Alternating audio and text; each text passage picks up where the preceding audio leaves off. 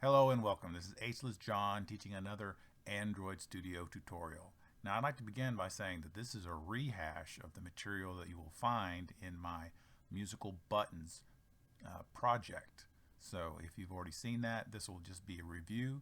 If you're just looking for material and you're not going to the projects, then this is going to be helpful because we're going to be talking about preference fragments and the transfer of data between preference fragment and other activities. All right, so that's what we're going to get into.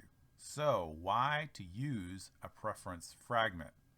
Well, according to the Android Studio developer site, Fragment provides a much more flexible architecture to use within your application. They're comparing this to using activities alone. So according to them, it's much more suggested that you use the preference fragment to control the displays of your display of your settings instead of preference activity. So that's why I'm doing this, because it's suggested. It's very easy to implement. For instance, if you look here, this class settings activity extends the preference activity, but within the preference activity, I have another class, my preference fragment, which extends preference fragment. And it's as easy as that. And I'm using the preference fragments to load within the add preference from source and then the actual XML itself. Preference fragment works by default. All the preferences that you are creating are saved into a file that is accessible from anywhere within your application.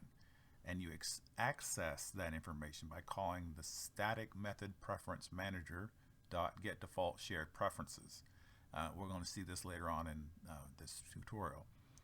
And this returns the shared preference objects containing all the key value pairs that are associated with the preference objects used in your preference activity. And another thing, the key value pairs, pay attention to that because we're going to look at that too a little further on. All right, so we've got this line. What we need to do next is take care of our views.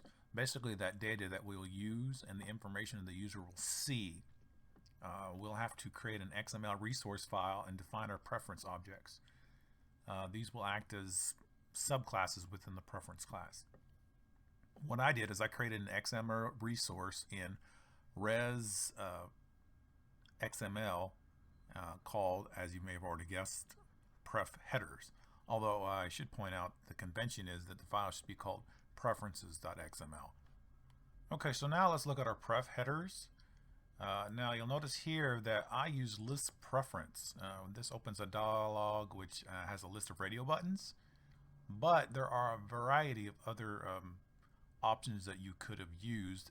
Edit text preference, which would have opened a dialog with an edit text, and you could have changed the value and stored that as a string. For instance, checkbox preference shows the checkbox with a Boolean, true or false if checked. There's several other options you could have used, but for our purposes, we're just going to use list preference. And if you'll notice here, I've got both of these list preferences with a key and a different name. Now I'm using these list preferences and I'm assigning the information entries and entry values from these arrays.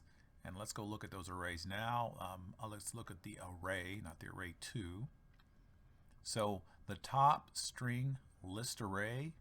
Now what happens is you will see these items at the top when the menu is spawned, but these will be the returned values 1, 2, and 3.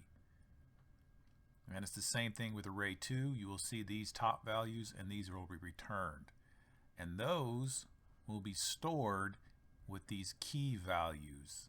So that is how that works. It's very important. Now let's turn to activity main, where I show you how to take that information back out again. The prefs equals preference manager dot get default shared preferences this. Shape choice equals prefs dot get string shape type comma 1. Now what this is this getting out of that generic saved file that we had created using the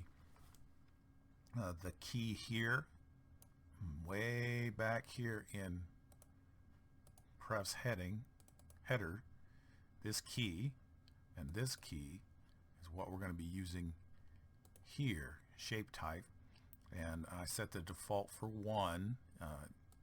So there we go. This has been Ageless John teaching another Android Studio tutorial about preference fragments and passing settings data. Again, all this material is available in my project. Have a look at that. Thank you, and I hope you've learned something. Don't forget to subscribe and to thumbs up.